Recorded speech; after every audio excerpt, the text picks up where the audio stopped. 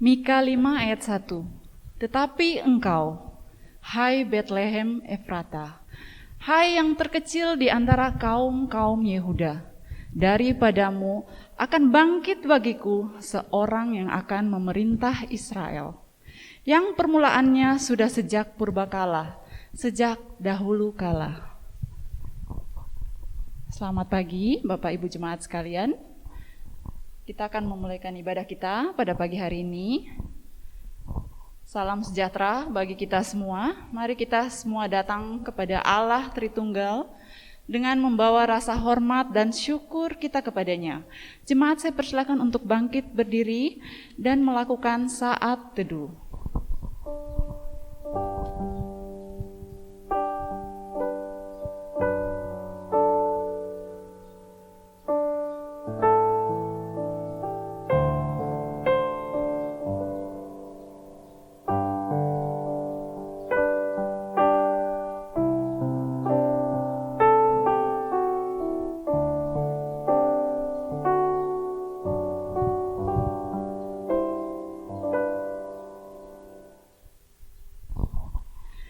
Ibadah kita hari ini dimulai dengan satu pengakuan bahwa pertolongan kita datangnya dari Allah yang menjadikan langit dan bumi, beserta segala isinya, dan yang tidak pernah meninggalkan hasil perbuatan tangannya.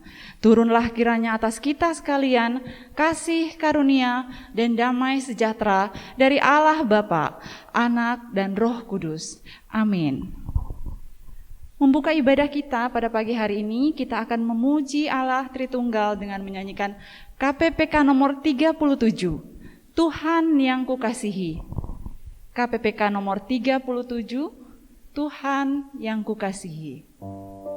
I love you, Lord.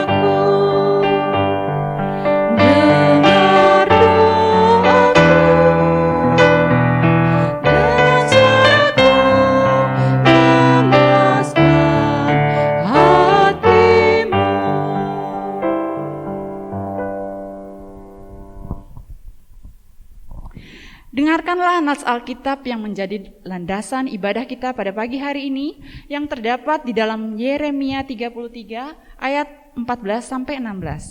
Sesungguhnya waktunya akan datang. Demikianlah firman Tuhan, bahwa aku akan menepati janji yang telah kukatakan kepada kaum Israel dan kaum Yehuda. Pada waktu itu dan pada masa itu, Aku akan menumbuhkan tunas keadilan bagi Daud. Ia akan melaksanakan keadilan dan kebenaran di negeri. Pada waktu itu Yehuda akan dibebaskan dan Yerusalem akan hidup dengan tentram. Dan dengan nama inilah mereka akan dipanggil, Tuhan keadilan kita. Jemaat dipersilakan untuk duduk kembali.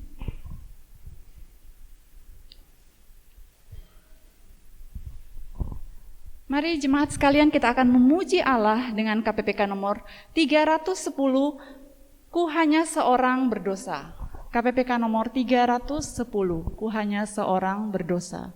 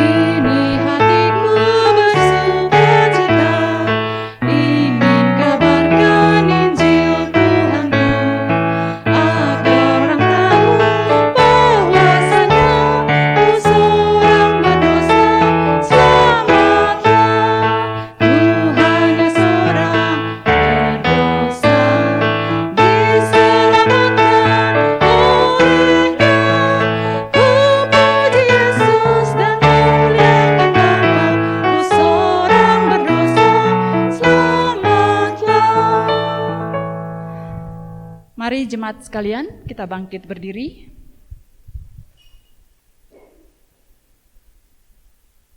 Di hadapan Allah kita akan mengakui segala perbuatan dosa yang telah kita lakukan di hadapannya. Saya mempersilahkan jemaat mengambil waktu secara pribadi, kemudian saya akan memimpin dalam doa pengakuan dosa.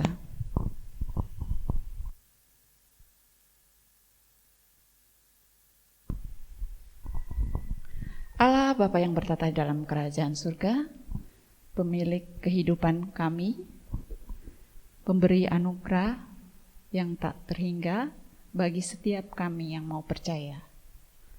Tuhan, dalam waktu dan kesempatan yang Engkau berikan kepada kami semua di tempat ini, kami datang kepadamu dalam segala keberdosaan kami, yang kami lakukan hari lepas hari dalam kehidupan kami.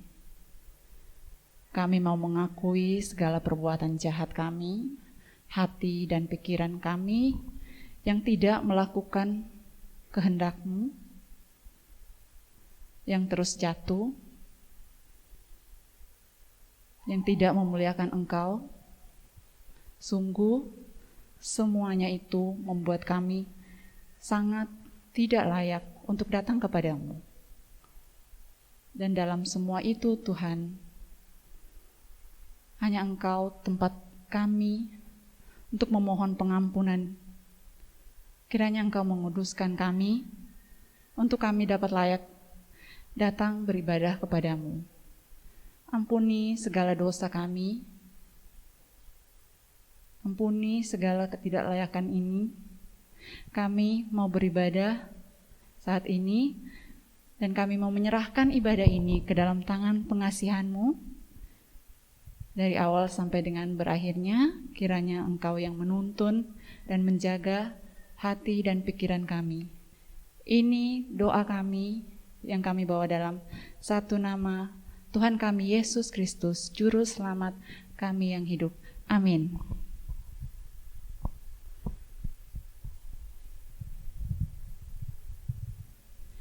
Berita anugerah.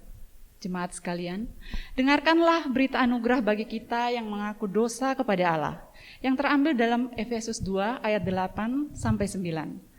Sebab karena kasih karunia kamu diselamatkan oleh iman. Itu bukan hasil usahamu, tetapi pemberian Allah. Itu bukan hasil pekerjaanmu. Jangan ada orang yang memegahkan diri. Petunjuk hidup baru yang terambil dari Efesus 2 ayat 10. Karena kita ini buatan Allah, diciptakan dalam Kristus Yesus untuk melakukan pekerjaan baik yang dipersiapkan Allah sebelumnya. Ia mau supaya kita hidup di dalamnya. Jemaat dipersilakan duduk. Kita akan masuk dalam pengakuan iman kita. Sebelumnya itu kita akan memuji Allah dari KPPK 116. KPPK 116, Kasih Penebusan.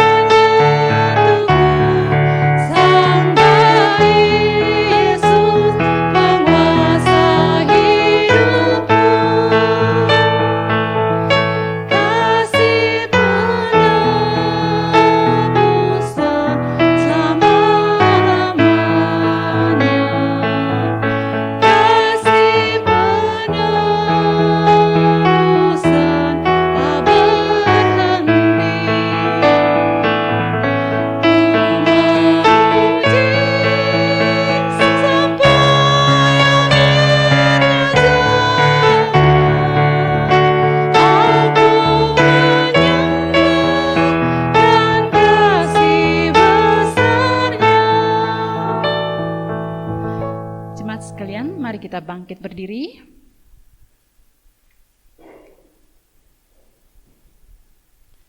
Mari bersama-sama kita akan mengikrarkan pengakuan iman kita. yaitu pengakuan iman rasuli. Pengakuan iman rasuli.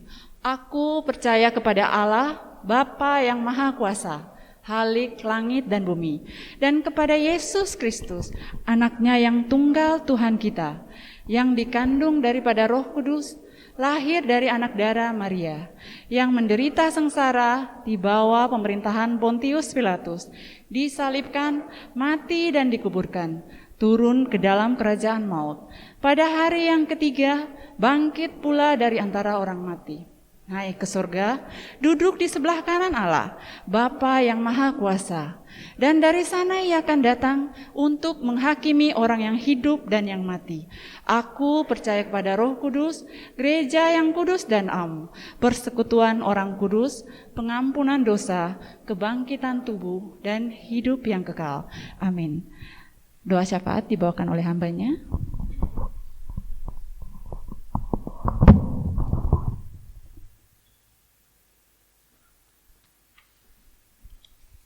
Mari kita berdoa.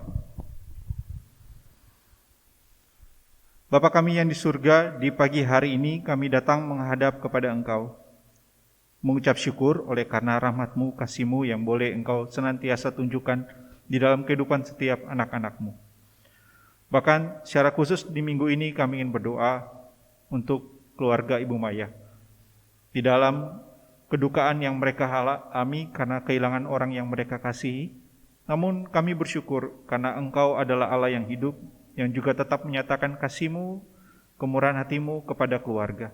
Dan kiranya Engkau yang boleh menolong dan menopang keluarga ini, baik Ibu Maya beserta anak-anaknya, untuk boleh dapat menemukan kekuatan serta penghiburan di dalam-Mu ya Allah, di dalam menjalani dan menata kembali hari-hari mereka. Tuntunlah mereka, teguhkanlah iman mereka, untuk dapat selalu bersandar kepada Engkau. Kami juga tetap ingin berdoa untuk Ibu Benalia Pea dan Bapak Michael. Bersyukur untuk berbagai proses yang telah dijalani dalam proses perawatan, dan kiranya Engkau yang boleh tetap menolong dalam proses pemulihan. Dan kiranya juga Engkau yang boleh menolong baik untuk Ibu Benalia beserta Bapak Michael di dalam setiap rencana yang akan dibuat, baik untuk kembali ke Palu ataupun beberapa hal yang perlu dipersiapkan. Tolonglah sehingga baik Ibu Benalia beserta Bapak Michael senantiasa dalam rahmat-Mu ya Allah. Mereka boleh Engkau tuntun dalam kehidupan mereka. Kami juga ingin berdoa ya Allah untuk gereja kami di dalam persiapan perayaan Natal, baik untuk kebaktian umum maupun juga pemuda remaja. Kiranya Engkau yang boleh menolong setiap orang yang terlibat, yang telah dipercayakan untuk mengambil bagian dalam pelayanan, agar kami boleh dapat bersatu hati, saling menopang, saling mendukung, dan pelayanan ini dapat kami kerjakan dengan baik. Tolonglah juga untuk hal-hal yang diperlukan, kiranya Engkau yang berkenan menolong dan mencukupkannya ya Bapa. Kami juga ingin berdoa untuk gereja ini di dalam persiapan pergantian majelis dengan periode yang baru. Kiranya Engkau yang boleh memimpin di dalam proses persiapan calon yang akan dipilih maupun juga pada proses pemilihan nantinya. Agar setiap orang yang telah bersedia mencalonkan dirinya maupun juga mereka yang dipilih nantinya boleh dapat mengerjakan pelayanan ini dengan baik di dalam tuntunan anugerah-Mu. Padamu ya Allah kami juga ingin berdoa untuk saudara-saudari kami seiman GKT POSPI Palangkaraya. Di dalam pengembangan pelayanan mereka, kiranya Engkau yang boleh menolong dan menuntun. Baik di dalam kerjasama pelayanan yang dilakukan dengan EE maupun juga dengan tim DVN Belanda. Agar kiranya proses kerjasama ini dapat dilakukan dengan baik, pelayanan yang ada dapat dikerjakan dengan sungguh untuk dapat mendukung pengembangan dari POSPI GKT di Palangkaraya ini. Dan kiranya Engkau yang boleh menolong para hamba-Mu, baik Bapak Penginjil Martin beserta para pengurus yang ada, untuk mereka boleh dapat bersatu hati, dan Engkau yang boleh mengurniakan pertumbuhan bagi POSPI ini, sehingga setiap jemaat di GKT POSPI Palangkaraya boleh dapat mengalami pertumbuhan, baik secara iman mereka maupun juga jumlah kehadiran dalam persekutuan. Kami juga tetap ingin berdoa untuk negara kami ya Allah. Kiranya Engkau yang boleh tetap merahmati dan menolong, menuntun pemimpin bangsa kami ini, agar mereka tetap dapat menjalankan roda pemerintahan dengan baik. Dan di dalam setiap kebijakan yang telah mereka ambil, agar kiranya mereka dapat melaksanakannya dengan baik untuk kehidupan bersama yang baik di negara ini. Dan juga padamu memohon ya Allah, untuk setiap para tenaga medis yang tetap terus bekerja keras untuk merawat, memberikan perawatan medis kepada setiap saudara-saudari kami yang terinfeksi COVID. Dan kiranya Engkau yang boleh menolong, sehingga mereka boleh dapat mengerjakan pengabdian diri ini dengan sukacita dan kekuatan daripadamu. Dan kiranya juga Engkau yang boleh menolong, mengasihi, sehingga berbagai upaya yang dilakukan oleh setiap orang yang untuk dapat menemukan obat ataupun proses vaksin yang baik untuk dapat mendukung upaya pengendalian penyebaran dari COVID, sehingga pandemi ini boleh dapat segera berlalu. Kami sungguh memohon rahmat-Mu, belas kasih-Mu. Kiranya Engkau yang boleh menuntun kehidupan kami. Di dalam nama Tuhan Yesus kami berdoa. Mari Ibu Bapak sekalian kita bersama-sama berdoa Bapa kami. Bapa kami yang di surga, dikuduskanlah nama-Mu. Datanglah kerajaan-Mu, jadilah kehendak-Mu di bumi seperti di surga. Berikanlah kami pada hari ini makanan kami yang secukupnya. Dan ampunilah kami akan segala kesalahan kami, seperti kami juga mengampuni orang yang telah bersalah kepada kami. Dan janganlah membawa kami ke dalam pencobaan, tapi lepaskanlah kami daripada yang jahat. Karena Engkaulah yang punya kerajaan, dan kuasa, dan kemuliaan sampai selama-lamanya. Amin. Silakan duduk Ibu Bapak.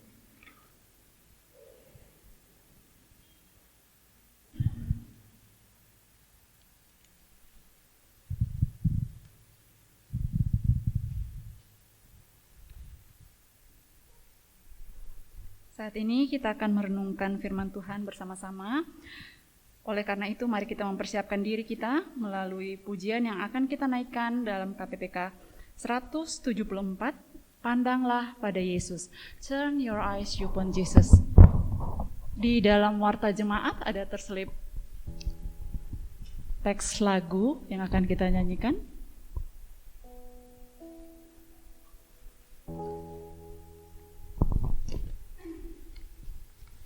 KPPK nomor 174, Pandanglah pada Yesus.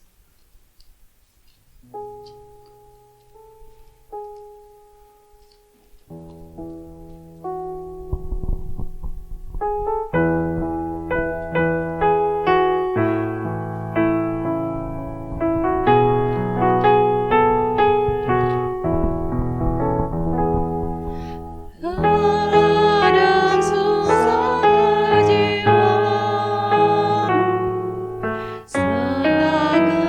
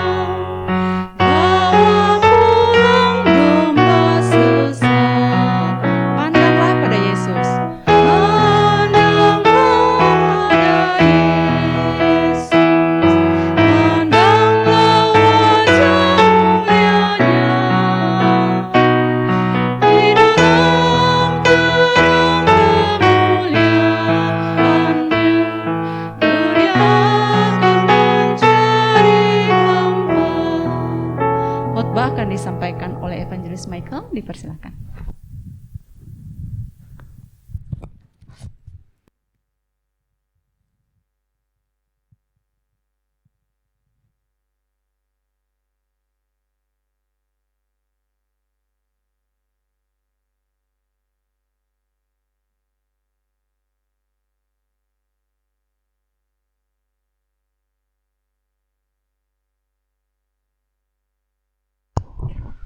Mari kita berdoa.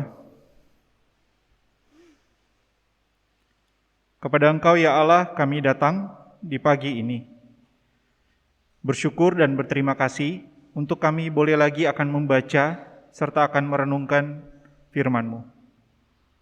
Kiranya juga Engkau yang boleh tetap menuntun kami dalam pembacaan dan perenungan ini, membukakan hati dan pikiran kami untuk boleh dapat semakin mengenal akan Engkau ya Allah, dan boleh dapat memahami bagaimana kami menjalani hidup ini dengan penuh harap di hadapan-Mu dalam menjalani masa Advent ini. Mohon rahmat-Mu, di dalam nama Tuhan Yesus kami berdoa. Amin. Selamat pagi Ibu Bapak sekalian.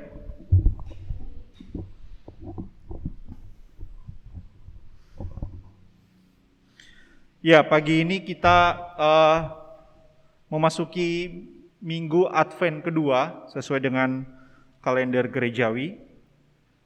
Dan seperti kita ketahui, Minggu Advent adalah minggu di mana orang Kristen diajak untuk menghayati akan masa penantian kedatangan Kristus yang kali kedua.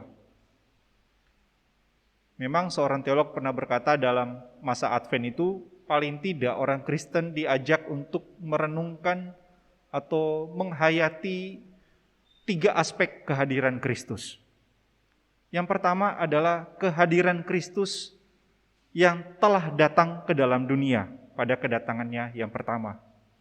Jadi kita diajak untuk mengingat dan merefleksikan bagaimana perjalanan pelayanan Dia yang Dia kerjakan semasa hidupnya di dunia ini. Lalu aspek yang kedua dalam masa Advent adalah kita diajak untuk menghayati kehadiran Kristus yang hadir secara misteri. Ketika Kristus berkata, di mana 2 atau 3 orang berkumpul dalam namaku, di situ aku hadir di tengah-tengah mereka. Dan sebelum waktu Dia naik ke surga, Dia pun berkata, aku menyertai engkau hingga kesudahan akhir zaman. Jadi Dia yang naik, jadi juga tetap hadir menyertai umatnya di sepanjang zaman. Nah, aspek yang ketiga dalam masa Advent adalah di mana kita diajak untuk menghayati kedatangan Kristus kali kedua, di mana Dia akan hadir dalam kemuliaannya. Dan kita menantikan itu. Kalau berdasarkan aspek ini, maka Ibu Bapak sesungguhnya kita dapat memahami bahwa perjalanan kehidupan kita sebagai seorang Kristen adalah perjalanan di dalam masa Advent. Karena kita di dalam perarakan iman kita menantikan Dia datang yang kali kedua. Lalu bagaimana kita dapat memaknai masa hidup kita di masa Advent ini? Bagaimana kita sebagai satu komunitas dapat merefleksikan tentang penantian kita akan kedatangan Kristus yang kali kedua di dalam kehidupan kita bersama. Nah, saya pikir itu yang akan saya ajak untuk kita renungkan melalui satu tema menjelang hari Kristus. Mari kita membuka Alkitab kita, Ibu Bapak, dari surat Paulus kepada jemaat di Filipi, pasal 1, ayat 3 hingga ayat yang ke-11. Filipi pasal 1, ayat 3 hingga ayat yang ke-11. Kita baca bergantian, saya ayat 3, Ibu Bapak ayat 4, demikian seterusnya hingga ayat yang ke-11. Ucapan syukur dan doa. Aku mengucap syukur kepada Allahku setiap kali aku mengingat kamu.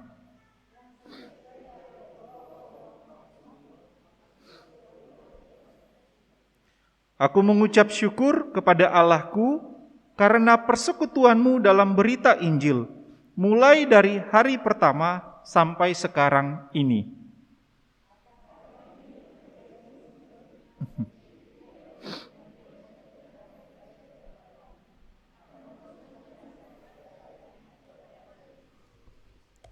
Memang sudahlah sepatutnya aku berpikir demikian akan kamu semua, sebab kamu ada di dalam hatiku.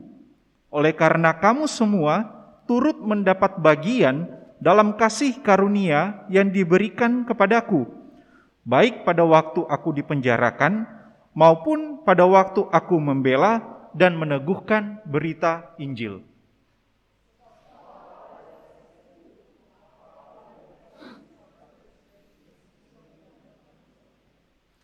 Dan inilah doaku, semoga kasihmu makin melimpah dalam pengetahuan yang benar dan dalam segala macam pengertian.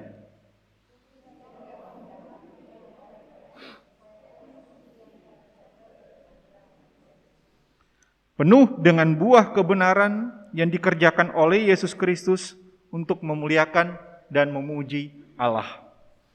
Ibu bapak sekalian, mungkin sedikit pengantar atau latar belakang dari surat Filipi ini. Surat Filipi ini ditulis oleh Paulus, ditujukan kepada orang-orang Kristen di kota Filipi, dan Paulus waktu itu sedang mengalami krisis dalam perjalanan pelayanannya.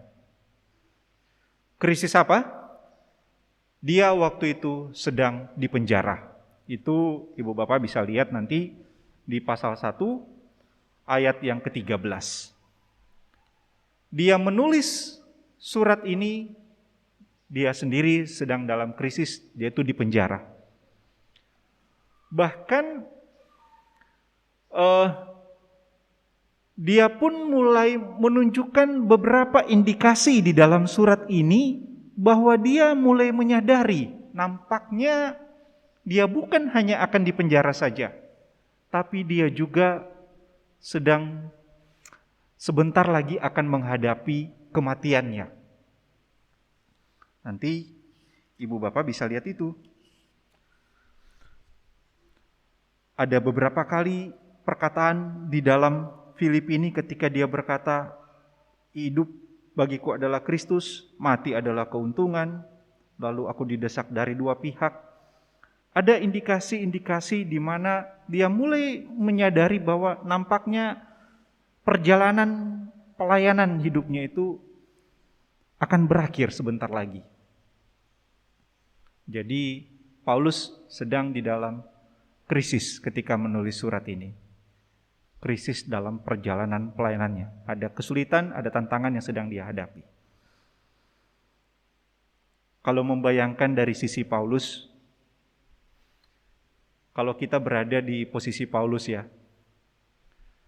sedang berada dalam sebuah kesukaran, dan tahu kesukaran ini akan berujung pada kematian, kira-kira kalau ibu bapak ingin nulis surat kepada orang lain dalam kondisi Paulus, kira-kira ingin ngomong apa? Mungkin semacam nasihat, semacam pesan-pesan gitulah ya, yang penting. Atau adakah berisikan ratapan? Waduh, saya susah sekali di penjara ini. Sebentar lagi bisa-bisa saya kena hukuman mati ini oleh kaisar. Menariknya,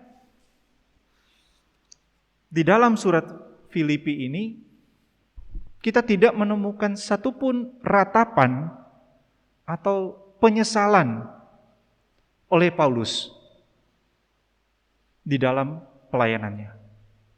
Dia tahu dirinya di penjara dan dia meyakini bahwa dia itu pun dipenjara oleh karena pelayanannya memberitakan Injil Kristus. Dia tahu mungkin ini akan berujung pada kematiannya, tapi dia tidak menyesal sama sekali. Bahkan kata sukacita merupakan salah satu topik yang begitu banyak di dalam surat Filipi. Sampai-sampai dia sendiri mengajak jemaat Filipi untuk bersukacita. Orang yang sedang dalam krisis mengajak orang lain untuk bersukacita. Bahkan di dalam surat Filipi ada topik yang mungkin juga beberapa ayat yang bagi kita sudah tidak asing, sangat familiar. Ketika dia berkata di dalam Filipi 4, bahwa segala perkara dapat kutanggung di dalam Dia yang memberi kekuatan kepadaku. Ini kan sebuah ayat yang juga sudah tidak asing bagi kita. Dan itu diucapkan oleh seorang yang sedang di dalam penjara, yang tahu bahwa mungkin sebentar lagi dia akan sampai pada ujung hidupnya. Tapi mari kita kembali ke bagian kita. Bagian yang tadi kita baca. Ibu bapak sekalian, bagian yang kita baca tadi itu adalah bagian awal dari surat dan berisikan ucapan syukur serta doa Paulus kepada Allah. Paulus itu mengucap syukur kepada Allah karena jemaat Filipi. Dan dia berdoa kepada Allah bagi jemaat Filipi.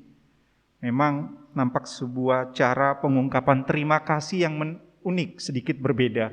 Biasanya kalau ingin bilang terima kasih sama orang karena perhatian dan dukungan terhadap pelayan selama ini, kita bilang kepada mereka terima kasih. Mungkin dalam surat langsung to the point, terima kasih ya sudah mendukung apa semua itu. Dan memang jemaat Filipi adalah jemaat yang begitu perhatian kepada Paulus. Tapi dia mengungkapkan rasa terima kasihnya dengan menyampaikan ucapan syukurnya kepada Allah. Dia bersyukur kepada Allah karena jemaat Filipi yang boleh mendukung selama ini. Dan dia berdoa bagi jemaat Filipi kepada Allah. Dan dia kasih tahu isi doanya. Cuma ibu bapak begini. Dalam bacaan kita, ternyata ada satu ide yang 2 kali diucapkan Paulus di dalam bagian kita.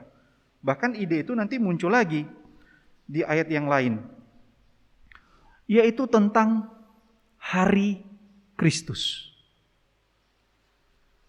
Kalau ibu bapak bisa melihatnya di ayat 6, di ayat 10, dan nanti di pasal 2 ayat yang ke-16. Paulus memasukkan gagasan tentang hari Kristus di dalam ucapan syukur dan doanya. Orang yang sedang dalam penjara, yang tahu nampaknya ini akan berujung pada kematiannya, seperti saya bilang tadi, dia bukan sedang meratap, tetapi malah sedang menatap kepada hari Kristus yang akan datang itu. Dia mengarahkan pandangan imannya kepada hari Kristus, menembus, melampaui kesukaran, krisis yang sedang dia hadapi. Apa sih hari Kristus? Sederhana saja. Kita tahu, hari Kristus yang dimaksudkan Paulus itu sama dengan hari Tuhan yang disebutkan oleh para nabi di dalam perjanjian lama. Hari di mana Kristus akan datang kembali kedua kali. Dan kalau melihat penjelasan Paulus di Filipi pasal 2, maka hari Kristus itu adalah hari di mana Kristus datang dalam kemuliaannya dan semua lutut akan bertelut dan semua lidah akan mengaku Yesus Kristus adalah Tuhan. Ibu bapak, mungkin kita nggak nangkap suasana krusialnya, tapi begini untuk membantu. Paulus sedang dipenjara karena pemberitaan Injil. Dan dia tahu ini akan berujung pada kematiannya. Dia dapat menduganya. Dan itu bergantung pada keputusan kaisar yang akan menghukum dia. Tapi dengan mengatakan di dalam surat ini yang nanti akan dibaca serta diketahui oleh banyak orang, bahwa Kristus akan datang kembali dalam kemuliaannya di mana semua lutut akan bertelut dan semua lidah akan mengaku, itu punya dimensi politik yang sangat kuat. Mengapa? Karena Paulus pun seakan ingin berkata bahwa nanti kalau Kristus datang dalam kemuliaannya, yang namanya kaisar pun akan berlutut di hadapan Kristus. Wah, itu kan berarti sebuah keyakinan yang sangat krusial di dalam penghayatan iman Paulus. Menarik ya, ketika dalam krisis dia memandang kepada hari Kristus itu. Dan hari Kristus itu menjadi ide yang penting di dalam ucapan syukur dia dan di dalam doa dia. Mari kita lihat bagian yang pertama, ucapan syukur. Pada bagian yang pertama, Paulus bersyukur kepada Allah bagi jemaat Filipi. Apa yang dia syukuri? Bahwa Allah itu, kalau Ibu Bapak lihat ayat yang ke-6, bahwa Allah itu yang telah memulai pekerjaan yang baik di antara jemaat Filipi, akan meneruskan pekerjaan yang baik itu hingga selesai pada hari Kristus Yesus. Jadi titik tolak saya adalah pada hari Kristus itu ya. Dan dia bersyukur bahwa Allah akan meneruskan pekerjaan baik yang telah dia mulai hingga pada hari Kristus Yesus datang. Apa sih pekerjaan baik yang telah dikerjakan Allah di antara orang Filipi dan yang akan terus Allah kerjakan hingga pada hari Kristus Yesus? Paling tidak ada dua aspek. Yang pertama, pekerjaan baik yang dimaksud adalah menunjuk pada karya penyelamatan Allah bagi manusia berdosa. Karya penyelamatan Allah yang dilakukan oleh Kristus dengan merendahkan dirinya menjadi sama dengan manusia, bahkan mengambil rupa seorang hamba, mengerjakan karya penyelamatan itu untuk menyelamatkan manusia berdosa. Dan karya penyelamatan itu terus berlanjut sehingga Kristus naik ke surga, Roh Kudus datang menyertai dan menuntun kehidupan orang percaya dan menjamin orang percaya ini pasti akan selamat. Ini kan kurang lebih Ibu Bapak bicara tentang beberapa topik yang telah kita renungkan dalam Katekisme Singkat Westminster. Selama beberapa minggu kita melihat karya penyelamatan Allah Tritunggal yang utuh itu dan yang terus berkelanjutan hingga pada hari Kristus. Bapa yang memilih, Kristus yang menebus, Roh Kudus yang memeteraikan penebusan itu dan menjamin orang ini. Dan kemudian memberikan manfaat keselamatan itu, menjamin hingga pada saat kebangkitan dari kematian. Itu kan bicara karya penyelamatan Allah yang panjang, yang besar, yang agung, dan utuh. Dan itu yang dia kerjakan terus. Hingga kapan? Hingga hari Kristus. Makanya kan kita sebagai seorang Kristen dapat berkata bahwa keselamatan itu tidak dapat hilang. Mengapa tidak dapat hilang? Karena Allah yang memulai pekerjaan baik itu adalah Allah yang akan meneruskan pekerjaan baik itu hingga Kristus datang. Jadi bukan karena kita yang kuat, bukan karena kita yang hebat sehingga keselamatan kita tidak bisa hilang, tapi karena Allah lah yang berkarya, yang telah memulai, dan Dia yang akan meneruskan hingga selesai. Beda ya, kadang sama karyanya manusia. Kadang dia yang memulai tapi bukan dia yang meneruskan hingga selesai. Cuma mengawali saja. Kadang tadi pagi sempat ketemu dengan salah seorang tetangga, pusing dia melihat itu proyek di belakang gereja itu. Ini gimana ini pekerjaan ini? Mulai dibongkar-bongkar, habis itu kayak ditinggal saja ini pekerjaan. Nah, ini cuma gambaran perbandingan saja Ibu Bapak. Bahwa pekerjaan baik yang disyukuri oleh Paulus kepada Allah bagi jemaat Filipi adalah Allah itu telah memulai satu pekerjaan yang baik di antara mereka. Apa itu? Karya penyelamatan. Dan itu Allah terus kerjakan hingga hari Kristus datang. Sehingga keselamatan orang percaya, umat Allah tidak akan pernah goyah, karena Allah terus kerjakan sampai selesai. Tapi seperti saya bilang, ada dua aspek. Aspek yang kedua adalah dari pekerjaan baik yang dimaksudkan Paulus, nampaknya berkaitan dengan karunia untuk melayani dalam pemberitaan Injil. Karunia di mana boleh terlibat dalam pelayanan pemberitaan Injil.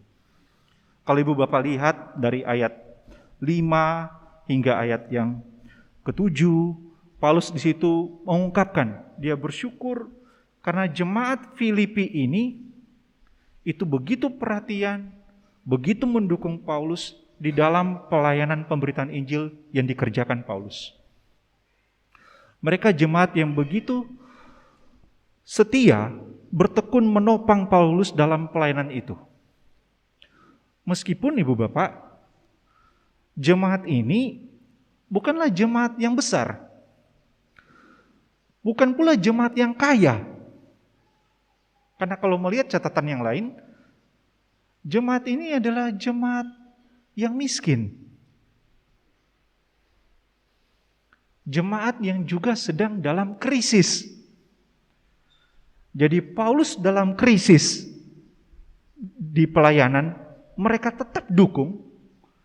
Dan mereka siapa yang mendukung ini? Adalah jemaat yang miskin dan juga sedang dalam krisis. Krisis apa? Karena mereka juga sedang menghadapi orang-orang yang menentang iman mereka kepada Kristus. Orang-orang yang melawan iman mereka kepada Allah. Dan mereka adalah jemaat yang miskin.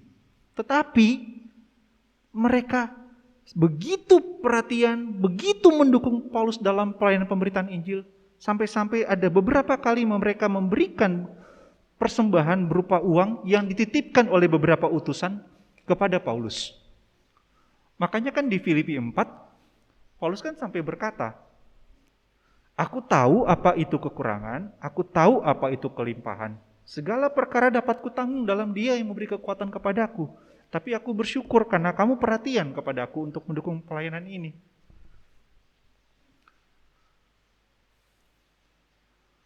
Bahkan krisis yang dihadapi oleh jemaat ini bukan cuma dari luar, Ibu Bapak. Jemaat ini juga sedang menghadapi krisis karena ada konflik antar pribadi di dalam pelayanan. Kalau Ibu Bapak lihat pasal keempat ayat 2. Di situ Paulus sampai sebut dua nama.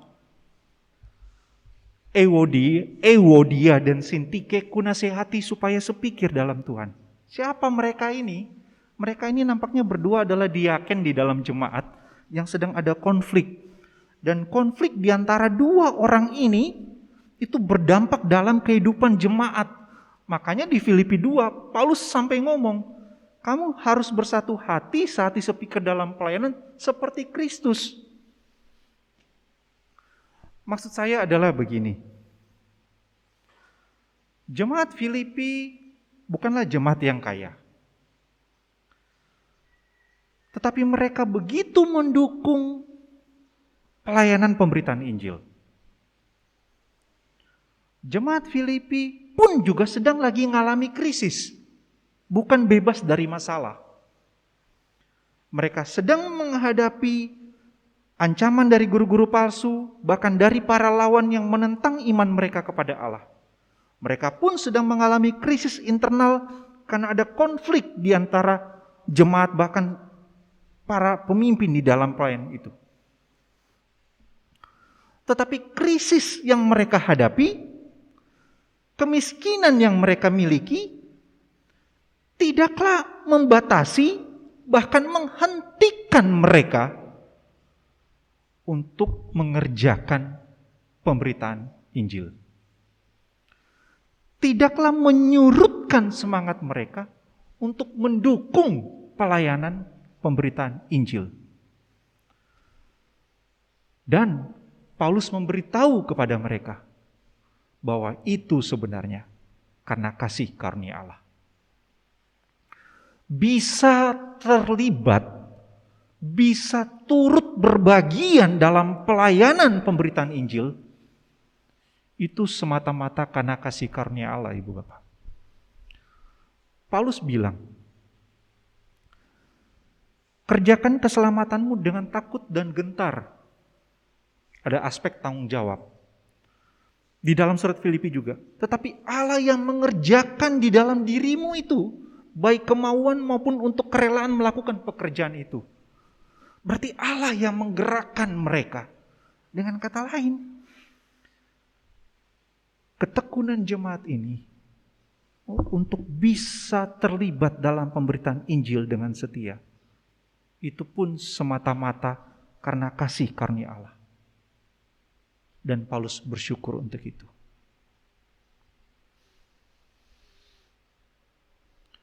Saya pikir gambaran ini mungkin sangatlah kita jelas pahami ketika kita memahami bahwa Injil adalah sebuah kabar yang mulia, karya Allah yang begitu agung, kabar yang baik, dan berita yang mulia ini dipercayakan kepada seorang manusia yang rapuh. Dipercayakan kepada manusia yang lemah. Tapi Allah berikan itu untuk dikerjakan oleh manusia yang diselamatkan. Itu kan berarti dapat kasih karunia kan Ibu Bapak? Kita boleh melayani kan itu kasih karunia. Kita bisa turut berbagian dalam pemberitaan Injil, itu pun juga karena kasih karunia Allah. Allah mau pakai kita untuk kerjakan bagian itu. Dan Paulus bersyukur di situ. Bahwa Allah yang telah melakukan pekerjaan baik di antara jemaat Filipi, apa itu? Dengan memberikan mereka karunia untuk bisa turut berbagian dalam pemberitaan Injil, Allah itu pula yang akan menopang dan terus mengerjakan itu di dalam perjalanan pelayanan jemaat Filipi. Sekalipun mereka adalah jemaat yang miskin dan sedang mengalami krisis.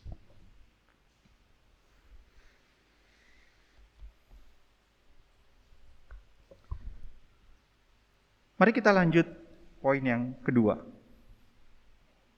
Kalau tadi Paulus bersyukur kepada Allah bagi jemaat Filipi karena pekerjaan baik yang dikerjakan Allah di antara mereka dan Allah teruskan itu hingga selesai, maka sekarang Paulus berdoa.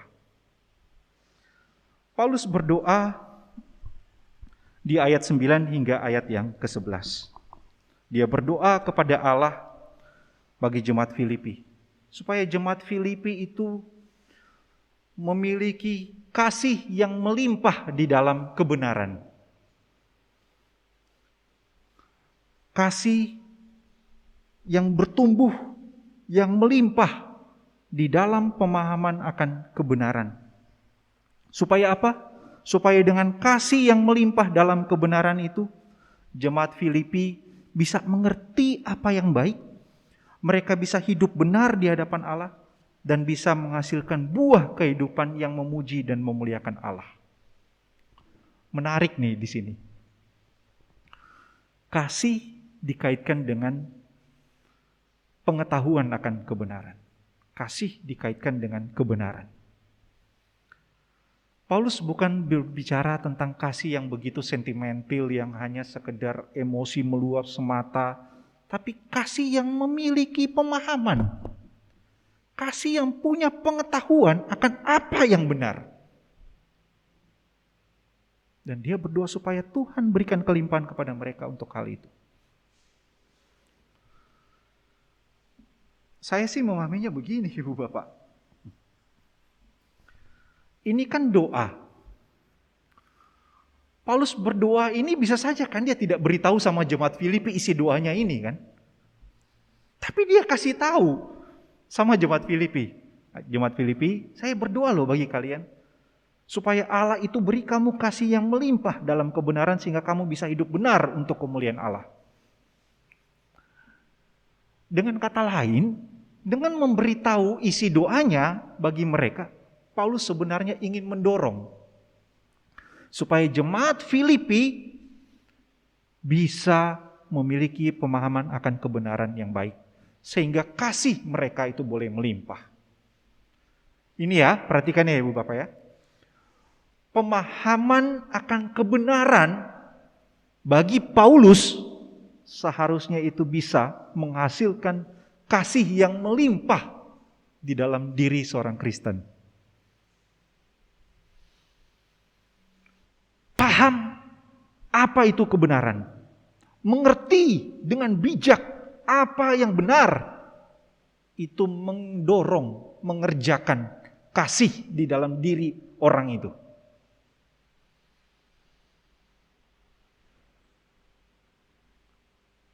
Jadi bukan pemahaman akan kebenaran menjadi dasar untuk membungkam atau menindas yang lain, tapi pemahaman akan kebenaran itu mengerjakan kasih yang melimpah di dalam kehidupan bersama sebagai satu komunitas. Sehingga satu komunitas ini, umat Allah, bisa hidup benar untuk kemuliaan Allah. Ini saya pikir sama dengan apa yang diucapkan oleh Yohanes di surat 1 Yohanes. Saya mengajak kita lihat ya, satu ayat ini lagi. 1 Yohanes pasal 3.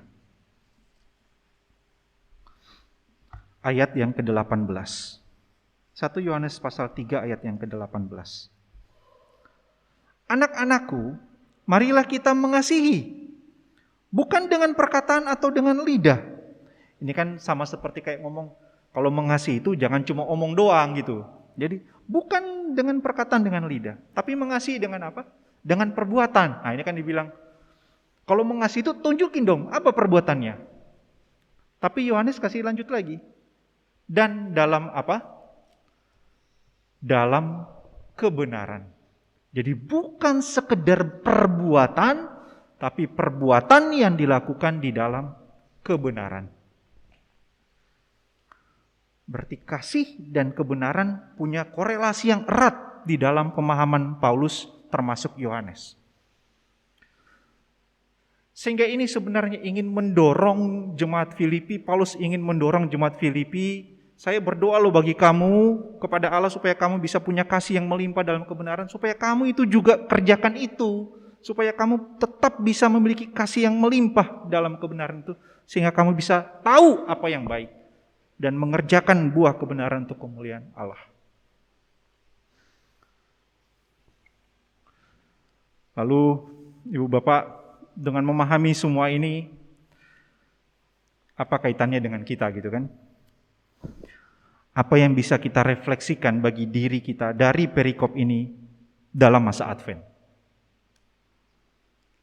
Pertama, berdasarkan bacaan kita hari ini, dalam masa Advent, seperti saya sampaikan di awal, kita diajak untuk mengarahkan pandangan iman kita pada hari Kristus. Untuk menatap kepada hari Kristus, di mana Dia datang dalam kemuliaannya. Seperti saya bilang, hidup kita sekarang ini, sepanjang hidup kita adalah masa Advent. Karena kita menantikan Dia datang. Maka mari kita mengarahkan tatapan iman kita, fokus iman kita kepada hari Kristus, di mana Dia datang dalam kemuliaannya. Yang kedua, memang menjelang hari Kristus yang dekat, yang semakin dekat itu, kita seakan berjalan dalam kegelapan. Dan ada krisis yang begitu membayangi hidup kita, termasuk pada saat ini. Kalau disuruh sebutkan satu persatu, rasanya Ibu Bapak juga tahu banyak gitu ya. Penyakit-penyakit yang aneh yang terus bermunculan, krisis kerusakan bumi, sampai-sampai muncul isu keadilan bumi yang juga mengancam kehidupan manusia. Krisis pandemi yang sampai sekarang masih begitu membayang-bayangi kita. Sehingga salah seorang rekan itu berkata, kita itu seakan berjalan di bawah awan kematian gitu ya. Karena menggambarkan masa Advent ini adalah masa yang gelap dan penuh krisis. Begitu mengkhawatirkan.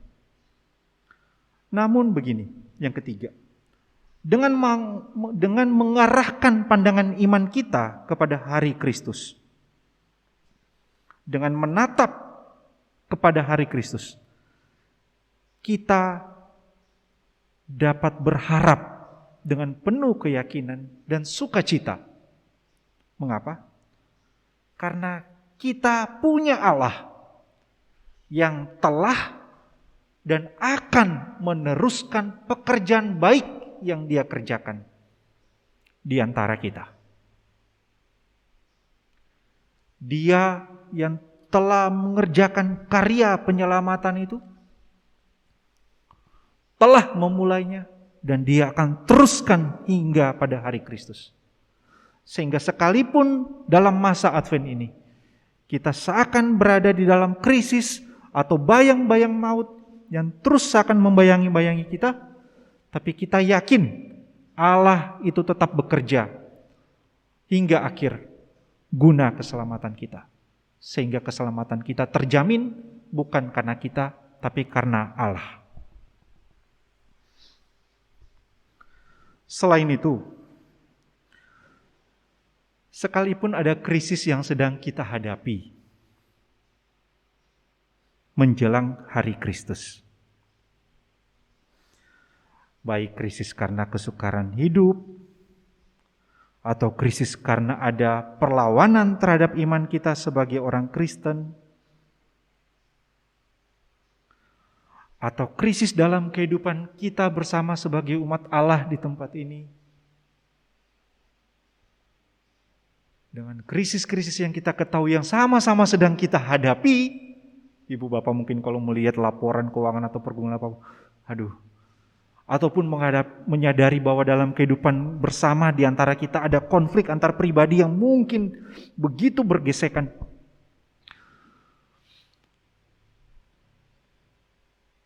Ya, semua krisis itu ada.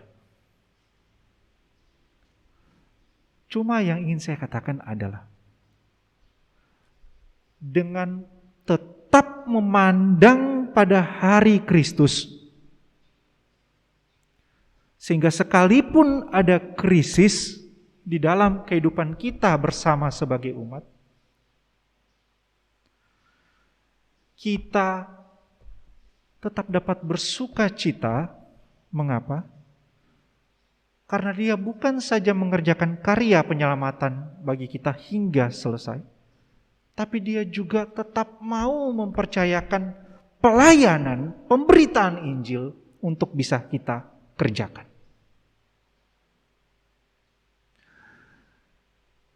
Justru karena dalam kondisi krisis,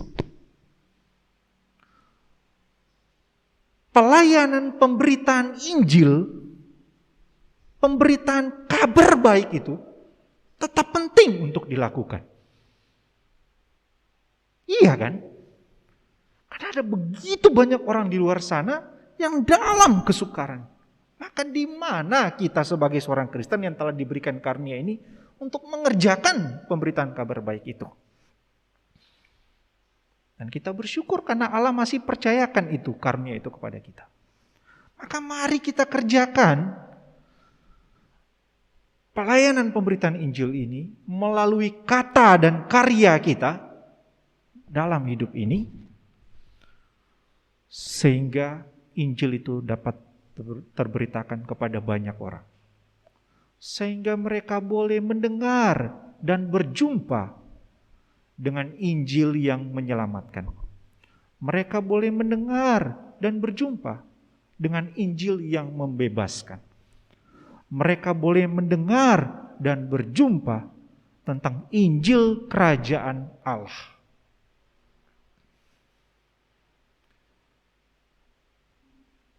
Maka, ibu bapak, mari kita bukan lagi bersungut-sungut, kita bukan lagi seakan bermalas-malasan atau pura-pura tidak mau tahu lagi dengan karunia pelayanan yang diberikan Allah kepada kita.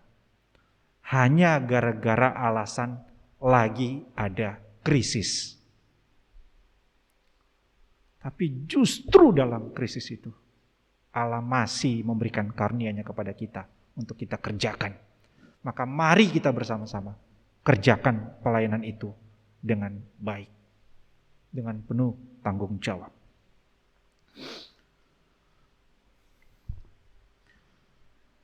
Yang keempat, bahwa menjelang hari Kristus, kita juga didorong untuk memiliki kasih yang melimpah dalam kebenaran, dalam kehidupan bersama sebagai komunitas pengikut Kristus. Sehingga kita bersama-sama dapat menjalani hidup yang benar di hadapan Allah. Sehingga kita ini bersama-sama dapat jadi satu komunitas yang memuliakan dan memuji Allah. Dengan kasih yang melimpah dalam kebenaran. Kasih yang karena kita punya pemahaman yang benar, sehingga itu mengerjakan kasih yang melimpah dalam diri kita kepada sesama kita, kepada saudara-saudari kita. Tapi kan Paulus tidak beritahu tadi caranya. Lalu bagaimana kita bisa memiliki kasih yang melimpah dalam kebenaran? Di bacaan kita tadi Paulus tidak beritahu. Tapi Paulus memberikan petunjuk pada pasal 4 ayat yang ke-8. Bagaimana kita bisa memiliki kasih yang melimpah dalam pengetahuan akan kebenaran? Pasal 4 ayat 8 di kitab Filipi, Paulus berkata demikian. Jadi akhirnya saudara-saudara, semua yang benar, semua yang mulia, semua yang adil, semua yang suci, semua yang manis, semua yang sedap didengar, semua yang disebut kebajikan dan patut dipuji, pikirkanlah semuanya itu. Saya kira ini salah satu petunjuk atau yang dapat memampukan kita untuk bisa memiliki pemahaman kebenaran yang baik, sehingga itu menghasilkan kasih di dalam kita.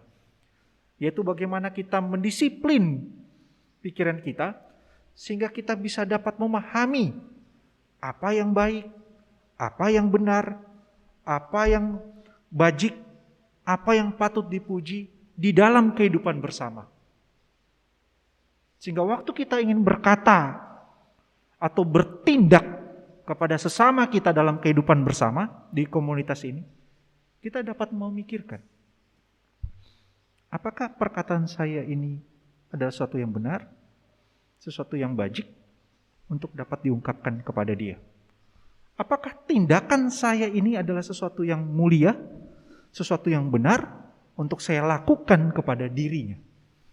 Sehingga kita tidak lagi menjadi orang yang saling melukai dalam kehidupan bersama, tapi menjadi orang yang semakin mengasihi di dalam kelimpahan pengetahuan akan kebenaran. Maka Ibu Bapak, dalam masa Advent ini menjelang hari Kristus, mari kita mengarahkan pandangan kita kepada Kristus. Seperti lagu tadi, pandanglah pada Yesus dalam kehidupanmu di masa Advent ini. Dengan penuh keyakinan dan sukacita, karena Dia adalah Allah yang akan datang nanti lagi dalam kemuliaannya. Mari kita berdoa. Kami bersyukur memiliki Allah yang hidup, Allah yang agung dan yang mulia di dalam kehidupan kami. Dan boleh kami panggil sebagai Bapa. Dan padamu ya Bapa, kami boleh juga mengharapkan dengan penuh sukacita akan topangan dan tuntunanmu dalam kehidupan kami di masa Advent ini.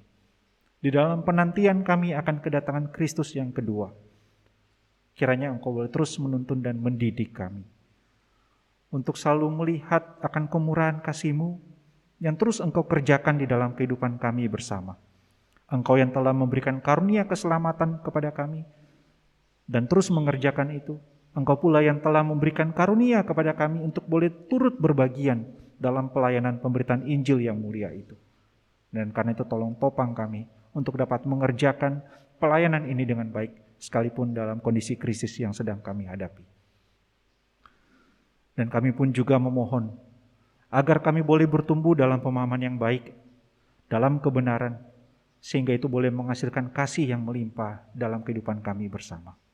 Tuntunlah kami ya Bapa, sehingga kami dapat hidup untuk kemuliaan nama-Mu di dalam komunitas ini. Dalam nama Tuhan Yesus kami berdoa bersyukur. Amin. Saya kembalikan kepada liturgus.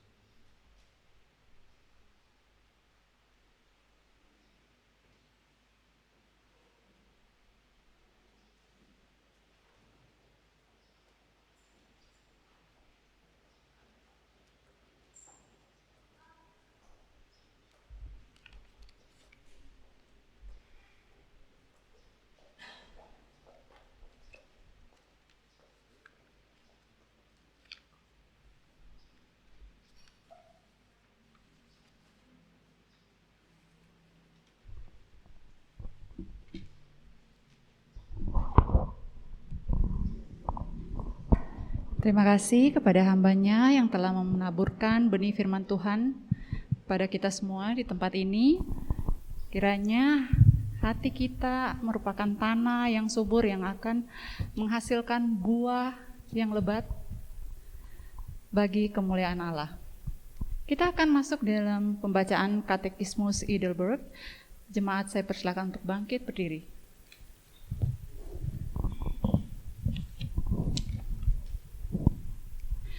Katekismus Heidelberg minggu ke-49, pertanyaan ke-124, apa doa yang ketiga?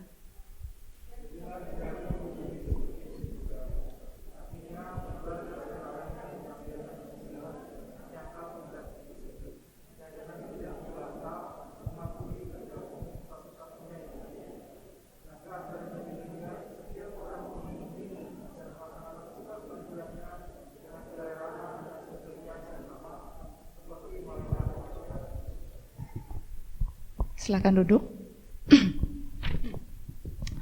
Mari jemaat sekalian, kita akan memberi persembahan syukur kita kepada Allah. Kita akan menaikkan pujian KPPK nomor 344, serahkan yang terbaik padanya. KPPK nomor 344, serahkan yang terbaik padanya.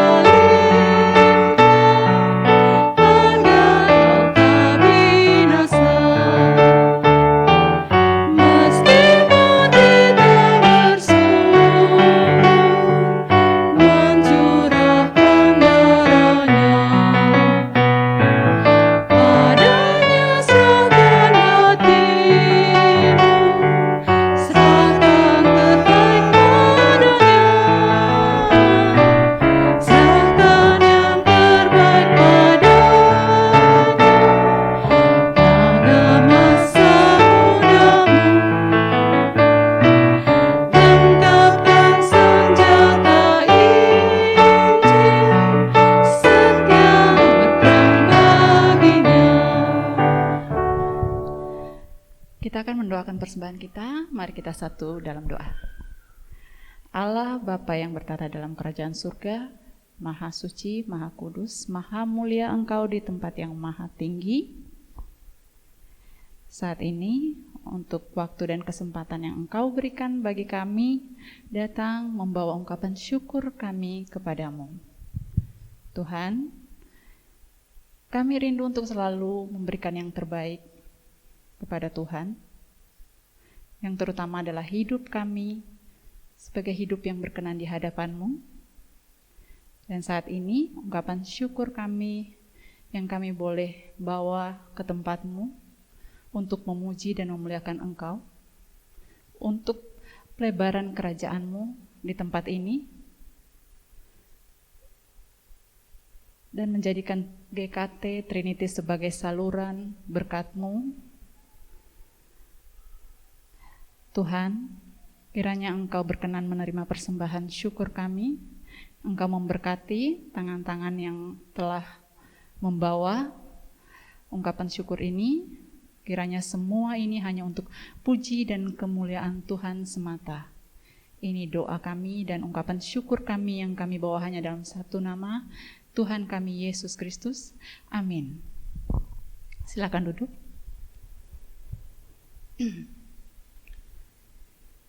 Saya akan membacakan warta jemaat. Hamba Tuhan dan Majelis GKT Trinity Palu mengucapkan selamat beribadah kepada seluruh jemaat yang hadir pada kebaktian Minggu 5 Desember 2021. Tuhan Yesus memberkati.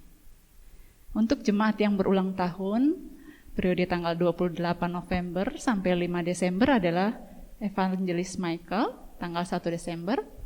Selamat ulang tahun, Evangelis Michael, Tuhan memberkati. Persembahan Natal yang sudah terkumpul Minggu tanggal 7 sampai 21 November 2021 sejumlah 2.352.000. Kotak persembahan Natal pada hari Minggu 28 November 2021 terkumpul 378.000. Persembahan Natal NN 150.000. Keluarga Yefri Wirianto 500.000. Keluarga Kuang Halim 200.000. Jumlah persembahan Natal yang sudah terkumpul 3.580.000. Kita masih membutuhkan dana sebanyak 3.920.000. Kiranya boleh menjadi pergumulan setiap kita untuk kekurangan dana yang dibutuhkan untuk perayaan Natal gereja kita. Terima kasih untuk dukungan jemaat. Tuhan Yesus memberkati. Data kehadiran sepekan untuk PA Kamis 25 November hadir 7 orang. Sabtu 27 November 2021 untuk ibadah remaja dan pemuda hadir 7 orang. Minggu 28 November sekolah minggu hadir 4 orang. Minggu 28 November 2021 untuk kebaktian umum 36 orang. Pokok doa sepekan dapat kita doakan di rumah masing-masing. Untuk jadwal kegiatan sepekan, kita akan melaksanakan Natal umum pada hari Sabtu 11 Desember 2021 jam 18.00 WITA dengan tema Cinta Kasih Kristus yang Menggerakkan Persaudaraan. Pengkhotbah Pendeta Yan Jeriung, liturgos Saudara Frankie, pemusik Bapak Calvin, singer Saudara Fekli dan Saudari Iren, doa syafaat Evangelis Michael, doa persembahan Saudara Frankie, penerima tamu seluruh majelis jemaat. Untuk Minggu 12 November bisa dibaca di warta. Untuk PA, Persekutuan Remaja dan Pemuda dan Sekolah Minggu selama bulan Desember ini ditiadakan. Ada pengumuman tambahan?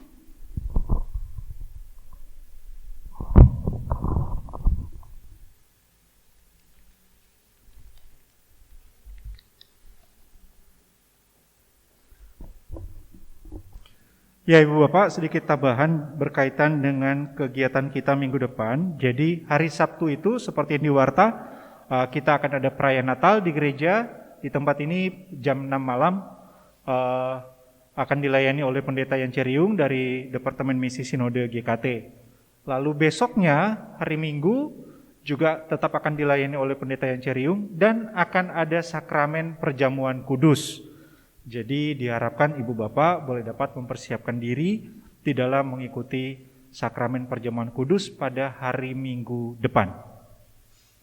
Lalu petugas perjamuan kudus itu yang disampaikan kepada saya, ada di warta, Bapak Ancing Bun dan Bapak Ferry untuk boleh dapat mempersiapkan diri. Baik, Ibu Bapak, kita akan mengakhiri kebaktian kita pada pagi ini. Mari kita berdiri menyanyikan pujian doksologi.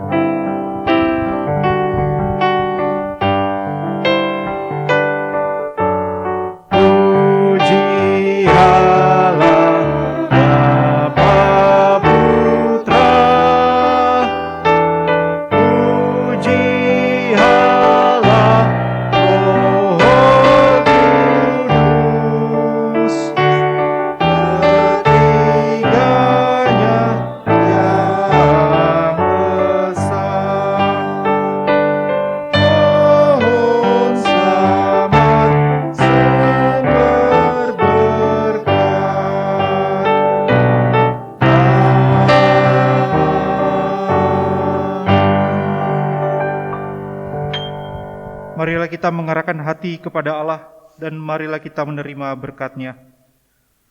Kasih karunia Tuhan Yesus Kristus dan kasih Allah dan persekutuan Roh Kudus menyertai kita sekalian dari sekarang hingga selamanya.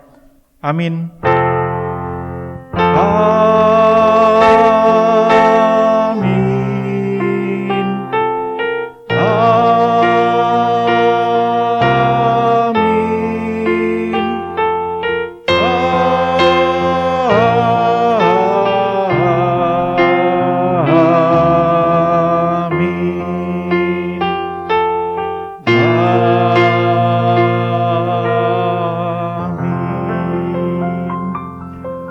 Silakan duduk Ibu Bapak sekalian, silakan mengambil saat teduh.